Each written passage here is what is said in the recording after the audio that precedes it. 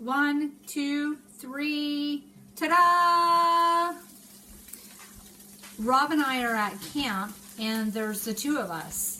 And I don't know if you're cooking for a crowd or if you're cooking for a smaller group of people, but this indoor barbecue is such a fantastic solution to standing outside in the weather or freezing your bippy off. It's also fantastic if you have a trailer, if you live in an apartment or a condo, and it gives you that ability to have that fantastic barbecue sensation without the weather elements or anything else like that. I've teamed it up with our brand new barbecue cooking sheets, and it is sizzling and adding such amazing flavor.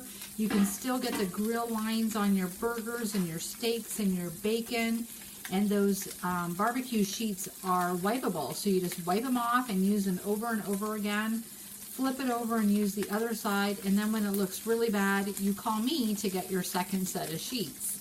So I am just so thrilled about this fantastic team with our indoor-outdoor barbecue and the ability to cook on a smaller grill instead of pulling out the big gas barbecue for the two of us. Enjoy your Sunday and your dinner, and we'll chat soon.